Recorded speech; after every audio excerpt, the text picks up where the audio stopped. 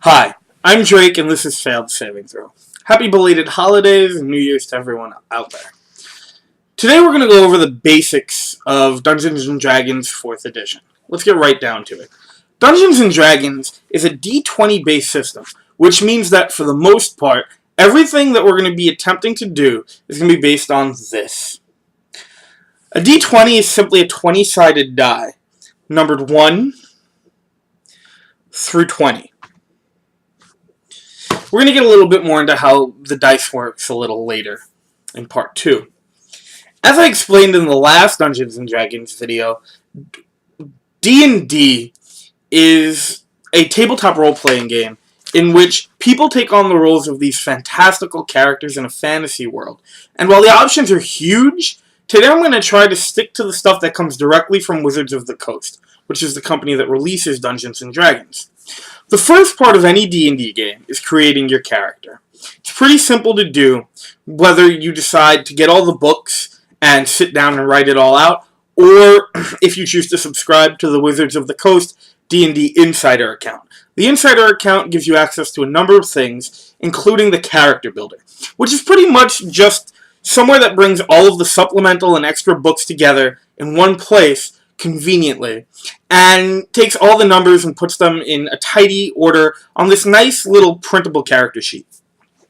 So, when you've decided to sit down and build your character, the first two things you're going to do is select your class and your race. The order is generally left up to you. Now, some people know exactly what they're going to do coming in. So they sit down, they know their class, they know their race, they move on. Other people aren't really sure, they only know one of them. So they'll pick what class they're going to be and then go back and look at the races. In the interest of simplicity today, I'm just going to start with the races. So, races can range everywhere from your average everyday human to your short bearded dwarf to one of the many different types of elves, so on and so forth. Each race comes with what we call inherent bonuses, which are used when dealing with your stats. We'll get into that a little later on in the video. Once you've picked your race, the next thing you're going to do is select your class. Classes are a broad term for what it is you plan on doing with your character. Things like the mage, who has mastery over the elements, or the big beefy knight, who's going to eat all of the attacks and protect the rest of the party.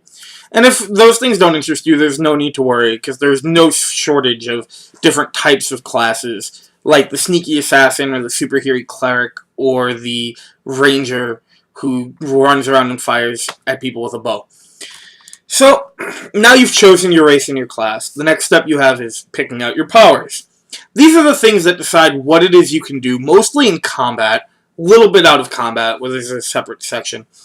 For the mage and the druid and the warlock, this is where you choose your spells. This is where you decide if you want to stick to a single element, or if you want to be a little more broad, specialize in nothing, but be good at everything, or if you want to do something a little more out there, like illusions and manipulating people's minds and whatnot. As you level up, you're going to get to pick more powers, and it's a big part of what makes every character unique. The next step after that is your trained skills. These are generally what you're going to be using outside of combat when dealing with people, or when you're trying to just not deal with people at all. In D&D, there are 17 different skills, and each class gives you a particular selection to choose from. With choices like diplomacy, intimidate, athletics, acrobatics, bluff, insight, and stealth, these are the natural talents of your characters. If someone trying to lie to you, well, if they are, they're going to roll a bluff check, you're going to roll an opposed insight check, and we're going to see if your insight is high enough to figure out that they're trying to bullshit you. Once you've finished with that, we move on to feats. Feats are easily where you're going to spend the majority of your character building time. These are usually small things that give your character either an edge where they're already really good, or help evolve more talent in the places where they seem to be lacking. This is another chance to create a real character depth, and to really try and personalize your character.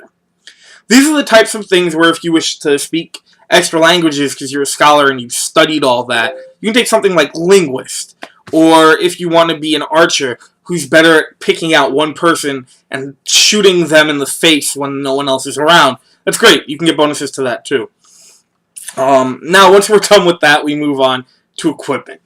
This is easily one of my favorite parts of character building, because this is when you get to deck your character out with all sorts of really cool swag. Many Dungeon Masters have their own way of going about giving out equipment, but again today I'm just dealing with the basics.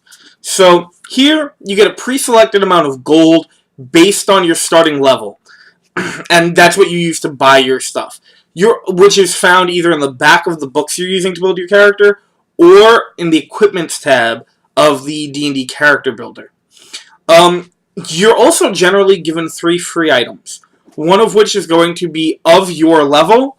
The second is going to be of a level 1 higher than you or less. The third is going to be 1 level lower than you to a minimum of 1. So at level 1, you're going to get a level 2 item, a level 1 item, and a second level 1 item.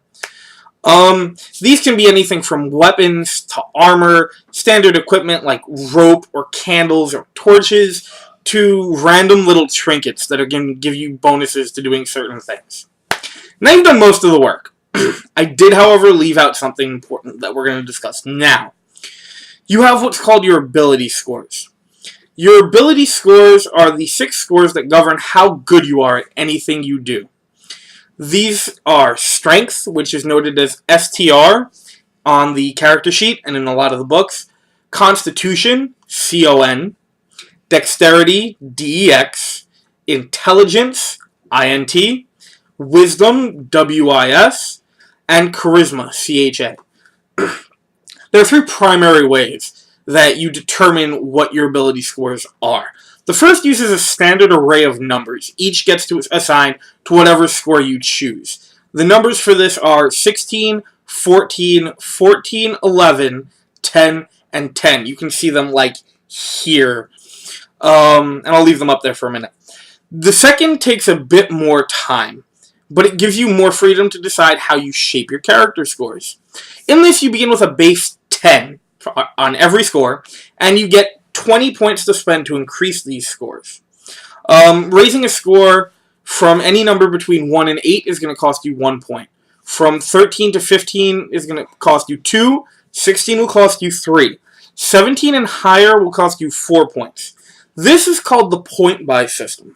There are a couple other small nuances to it, but I've given you the basics. Third and finally, there's the random generation method. Now in the random generation method, you get some of the most versatile and sometimes the most controversial scores, because you can get really high numbers, you can get really low numbers. In this, you're going to roll 4 6-sided dice, or D6, which are these things, which a lot of you will probably recognize from normal board games. After you roll the 4 of them, you're going to take the lowest number shown, remove it. Then you're going to take the last 3, add them together, and that's going to be the score for whatever ability you choose. The higher your ability score, the better the bonuses when you attempt to use it. With a score of 10 or 11, you get no extra bonuses. You're considered to be like average or mediocre at that ability. With a 12 or a 13, you get a +1, which, you know, you're a little better than the rest. With a 14 or a 15, you get a +2, and so on and so forth, with every 2 numbers afterwards, giving you 1 more increasing bonus. So, you know, 16 and 17 give you 3, so on, whatever. That's all we're going to have time for today. But tune in next time for part 2, where we're going to go over the finishing touches for the character, which is the last step before you can sit down and play. We'll also be getting into how play works exactly, and when you do or don't use the dice.